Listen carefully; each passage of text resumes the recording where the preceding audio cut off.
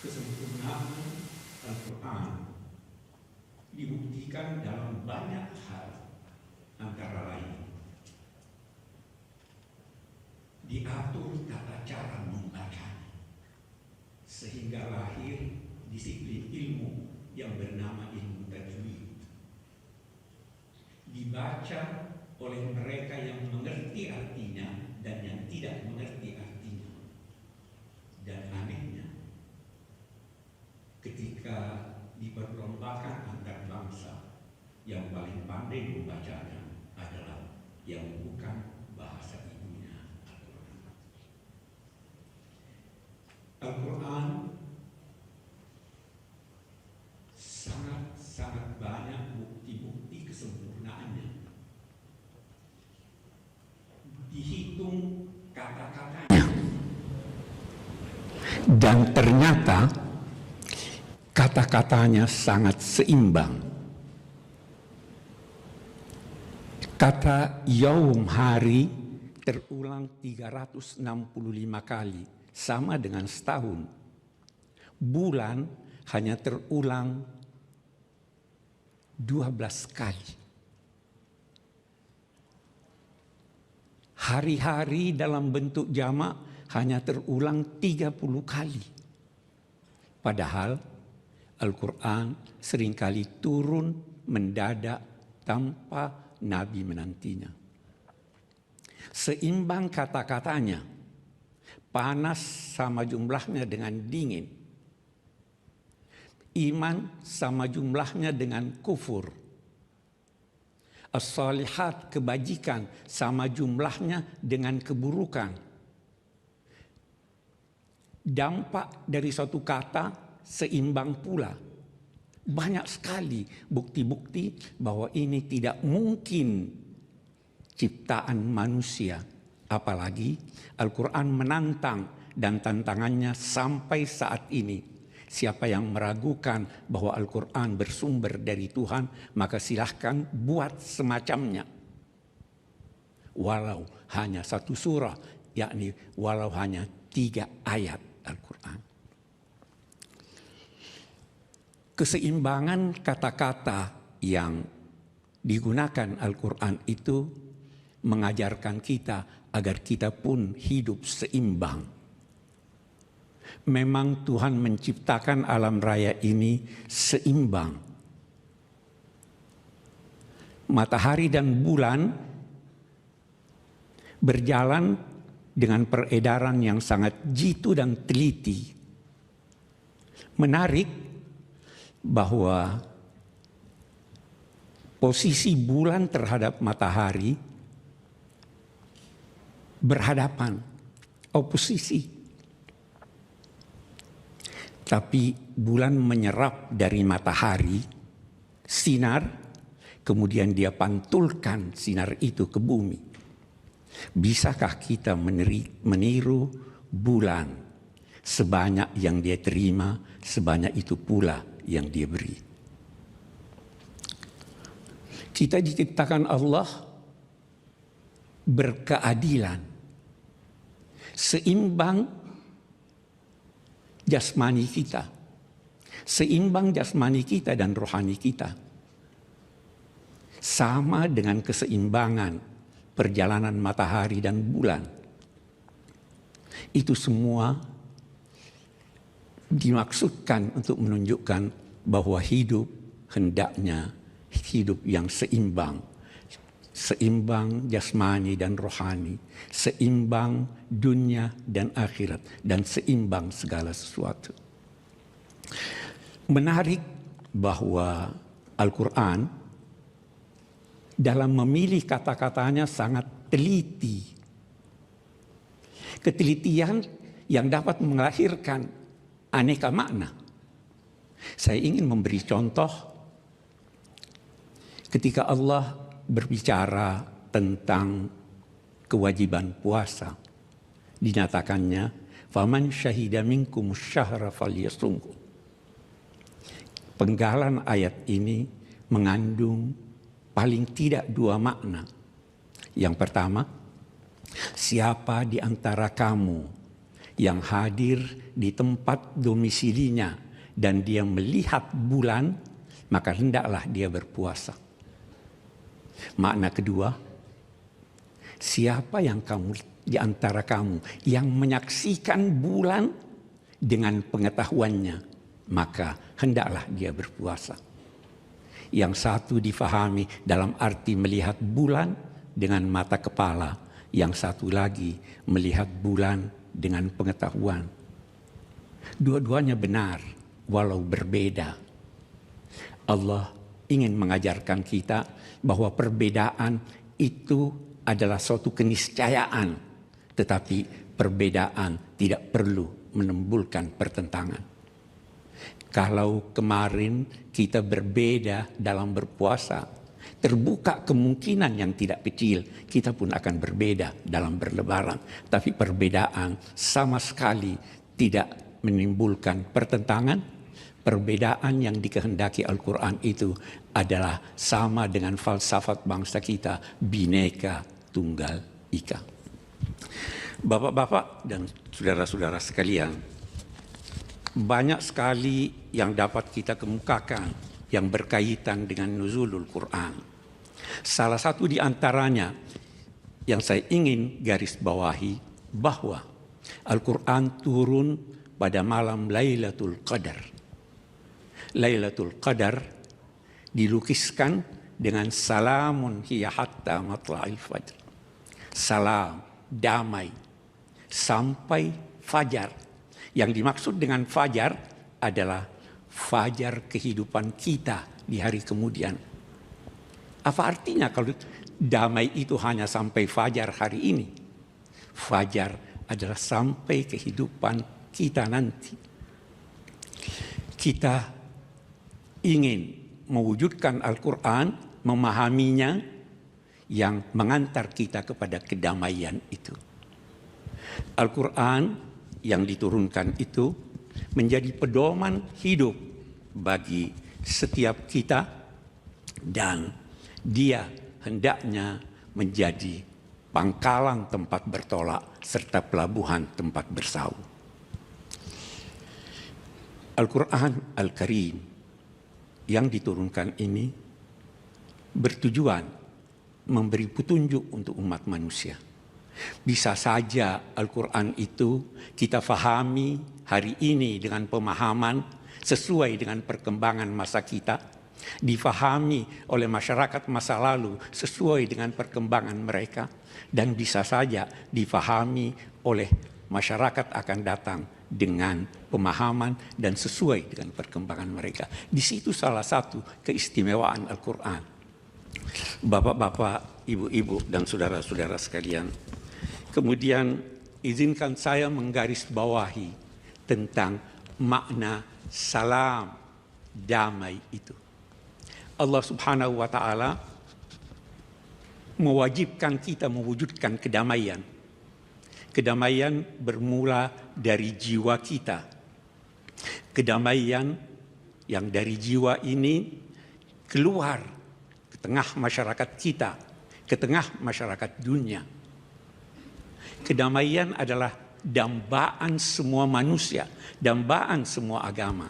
Sedemikian penting kedamaian ini sampai-sampai Al-Quran menyatakan apabila musuh mengajak kamu untuk berdamai, maka terimalah perdamaian itu.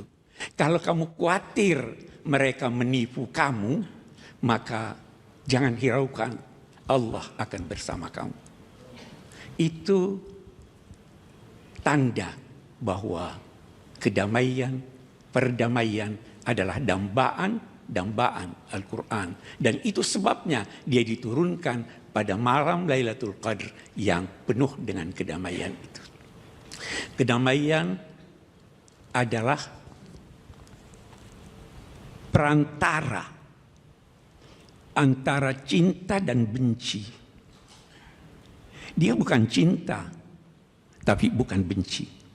Karena itu, ucapan salam hendaknya diberikan sabda Nabi kepada yang Anda kenal maupun tidak kenal. Karena semua membutuhkan kedamaian, semua membutuhkan kasih sayang. Bahkan menurut Al-Quran, yang berbuat jahil terhadap Anda, ucapkan padanya salama. Idza khatabahumul jahiluna qalu salama. Damai adalah bandaan. Menarik bahwa oleh Al-Quran dinyatakan yahdi bihillahu manittaba'a ridwanahu subulas salam wa yahdihim ila siratim mustaqim. Melalui Al-Quran Allah memberi petunjuk ke jalan-jalan kedamaian. Jalan kedamaian banyak.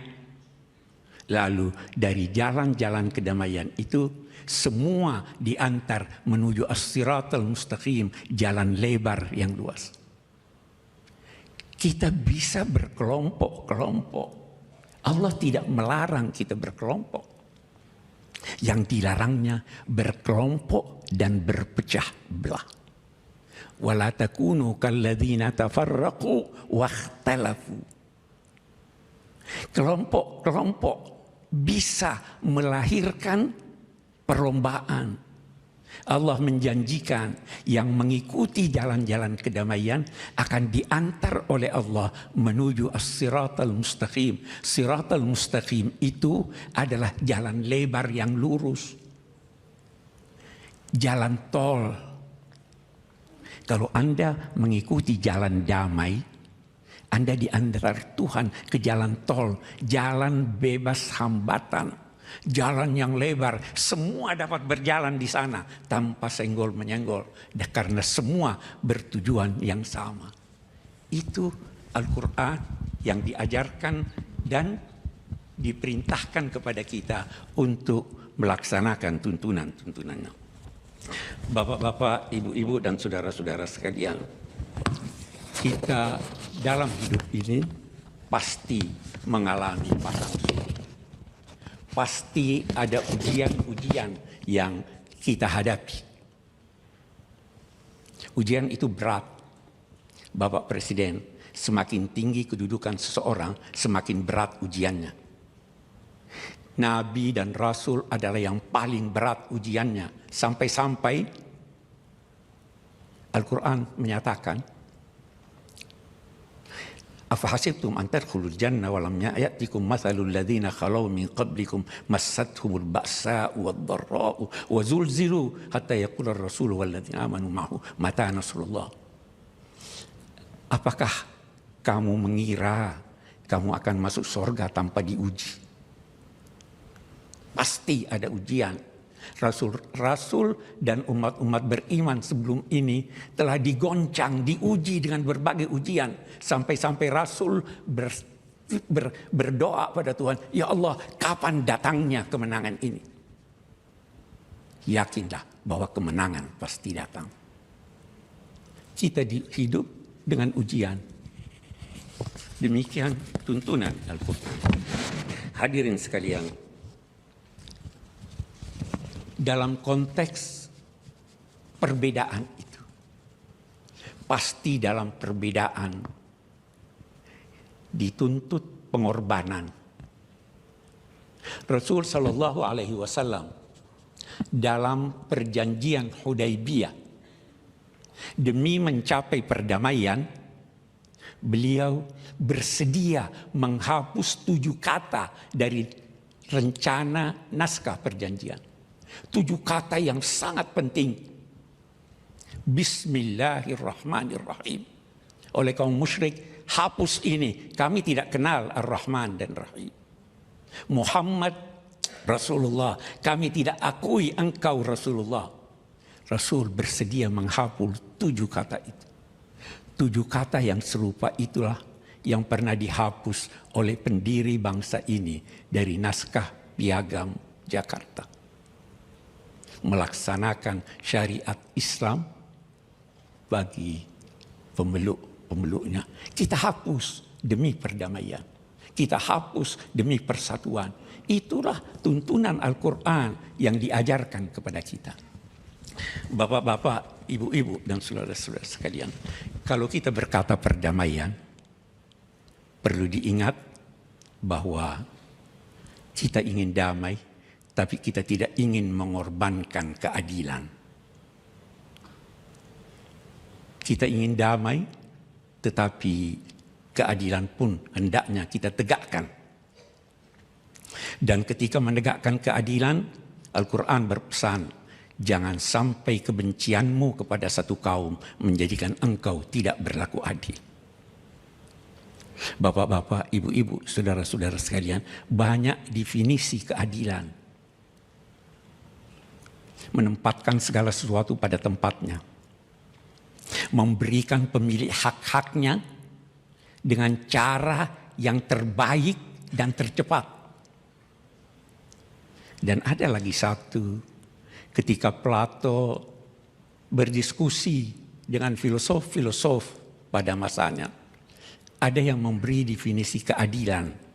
Katanya, keadilan adalah keberpihakan kepada yang kuat.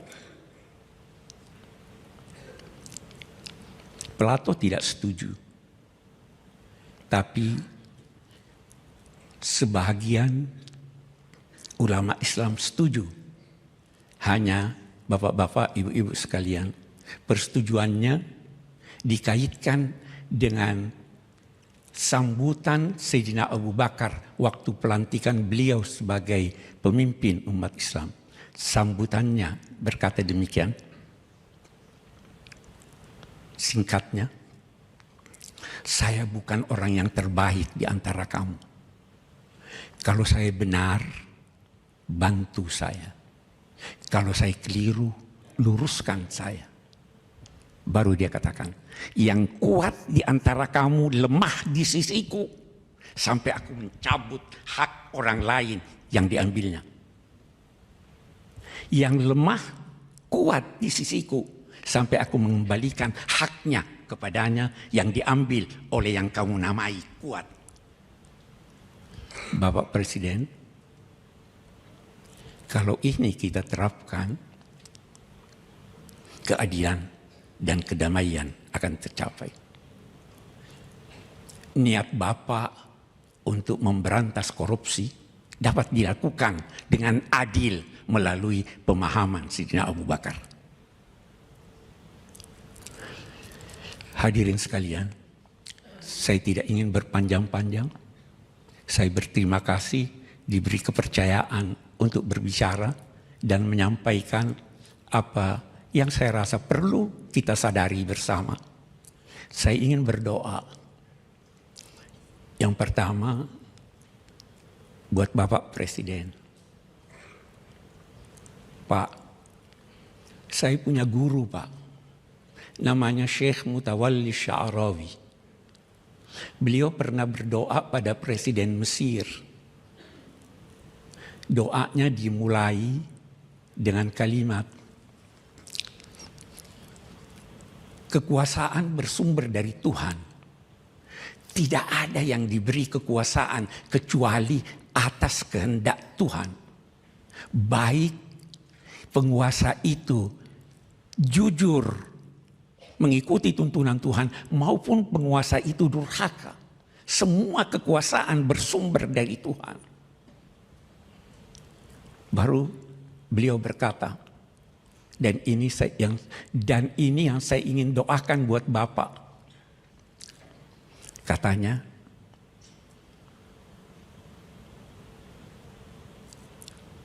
saya tidak tahu, boleh jadi kita tidak akan bertemu lagi. Saya hanya bisa berdoa, kalau yang mulia adalah takdir kami rakyat, dalam arti Tuhan mentakdirkan yang mulia untuk melakukan kegiatan yang mensejahterakan rakyat. Maka kami berdoa semoga kami dapat membantu Bapak. Tapi kalau Bapak, kalau yang mulia katanya adalah menjabat jabatan ini karena takdir yang mulia untuk membantu menegakkan keadilan dan perdamaian, maka kami akan berdoa semoga yang mulia dibantu Tuhan. dan kami akan ikut membantu. Itu doa kami kepada Bapak. Dan Bapak-bapak sekalian, mari kita berdoa bersama. Doa yang singkat, yang diajarkan oleh Nabi, yang dibaca oleh Nabi setiap habis salat. Allahumma antas salam, wa minkas salam, wa ilaika ya'udus salam, ahyina rabbana bis salam, wa adkhilna al-jannata daraka daras salam. Ya Allah, Engkaulah yang maha damai, darimu bersumber kedamaian, kepadamu kembali kedamaian. Ya Allah, hidupkanlah kami dalam kedamaian dan masukkanlah kami kelak di sorgamu, sorga yang penuh dengan kedamaian. Wahai Tuhan, penyandang kemuliaan dan keagungan. Amin, amin, amin. Ya Rabbal Alamin. Wassalamualaikum warahmatullahi wabarakatuh.